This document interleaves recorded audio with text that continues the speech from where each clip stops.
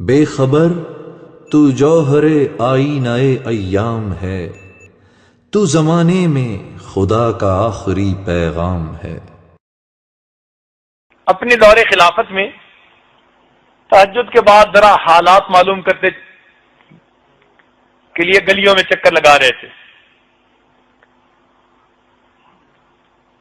ایک مقام سے دو عورتوں کی آواز آئی، ایک ذرا بڑی عمر کی تھی، ایک چھوٹی لڑکی تھی۔ اس نے پوچھا بکری نے دودھ دے دیا؟ دے دیا۔ کتنا دیا؟ کہ ذرا تھوڑا دیا ہے۔ بھئی مانگنے والے تو پورا مانگیں گے تو اس میں تھوڑا پانی ملا دو۔ اس نے کہا کہ امیر المومنین نے اعلان نہیں کروایا کہ کوئی دودھ میں پانی نہ ملائے؟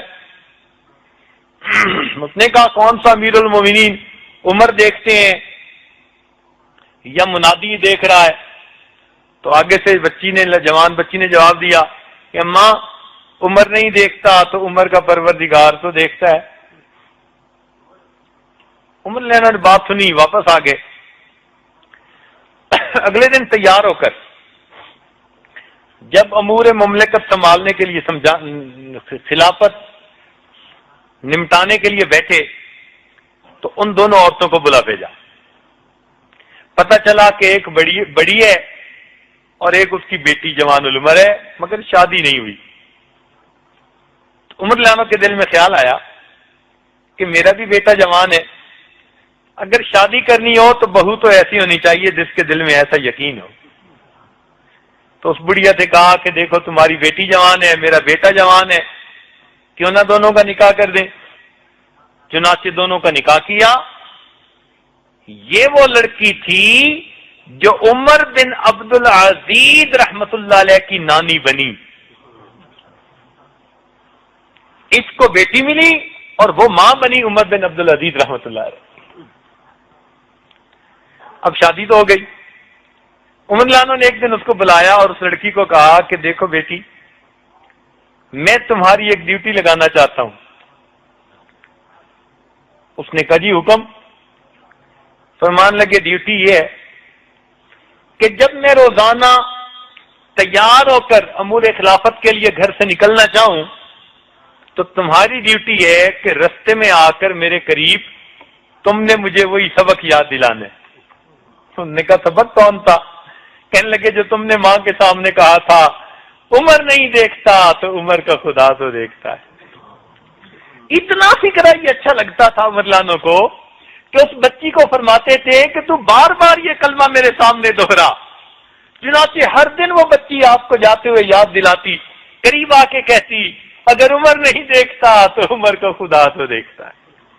کتابوں میں لکھا ہے عمر لانو کے دل پہ اتنا وہ چھاپ لگ گئی تھی اس فکرے کی، تنہائی میں بیٹھے ہوئے خود بخود کبھی کبھی کہہ اٹھتے تھے عمر نہیں دیکھتا عمر کا خدا تو دیکھتا، عمر نہیں دیکھتا عمر کا خدا تو دیکھتا۔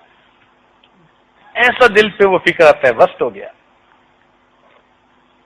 سسر کا یہ حال، بہو کا یہ حال، اور بیٹے کا حال عبداللہ ابن عمر لانو جاتے ہیں راستے میں تو ایک جگہ ایک چرواہا ملا۔ چرواہے کو کہا کہ بھائی کچھ ہمیں دودھ ہی دے دو۔ انہوں نے کہا جی میری یہاں نہیں ہے بکریاں، اجازت نہیں ہے۔ بھائی ہم کچھ بنائیں گے، کھانا پکائیں گے، تمہیں بھی کھلائیں گے۔ انہوں نے کہا جی میرا تو روزہ ہے۔ تو بڑے حیران ہوئے کہ جنگل میں دیکھنے والا کوئی نہیں، گرمی کی شدت، اور پھر بکریاں چرانے والا، اللہ توبہ، اتنا بھاگنا پڑتا ہے کہ بندے کا جو ہے وہ حشر ہو جاتا ہے۔ یہ روزے کے ساتھ تو دل میں خیال آیا اس کو آزماتے ہیں، تو اس کو مشورہ دیا آزمانے کی خاطر، بھئی ایک بکری ہمیں بیچ دو، ہم اس کو پکائیں گے، تم بھی افطاری کر لینا، ہم بھی کھائیں گے۔ اس نے کہا جی میں مالک تو نہیں ہوں۔ بھئی تم مالک کو کہہ دینا کہ ایک بکری کو بھیڑیا لے گیا۔ وہ نوجوان مسکرایا اور کہتے ہیں کہ اچھا اگر میں اس کو کہوں گا بکری کو بھیڑیا لے گیا تو فَأَيْنَ اللَّهُ، پھر اللہ کہاں ہے؟ اللہ بھی تو ہے نا۔ عبداللہ ابن عمر کے دل پہ ایسا اثر ہوا کہ بعد میں لوگوں کے سامنے یہ واقعہ سنا کر کہا کرتے تھے کہ اس قوم کا حال دیکھو کہ اتنا کامل یقین کہ چرواہا بھی تنہائیوں میں روزے کی شدتیں برداشت کرتا ہے، اور جب کہا جاتا ہے کہ کوئی عمل خلاف شرع کر لو تو آگے کہتا ہے فَأَيْنَ اللَّهُ، پھر اللہ کہاں ہے؟ تو بیٹے کا یقین ایسے بنا، باپ کا یقین ایسے بنا، بیوی کا یقین ایسے بنا۔ اس وقت گھر کے سب لوگ ایسے ہوتے تھے۔ چنانچہ عمر لانو کا یقین ایسا تھا قیامت کے بارے میں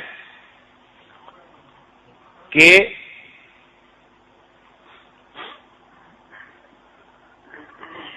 جب آپ کی وفات ہونے لگی، آپ نے اپنی وصیت فرمائی کہ مجھے جلدی نہلا دیں اور جلدی دفنا دیں۔ 2-3 دفعہ اس کو دہرایا تو ایک صحابی نے کہا کہ امیر المومنین ہم جلدی دفنائیں گے، جلدی آپ کو کفنا دیں گے، اتنی جلدی آپ کیوں کر رہے ہیں؟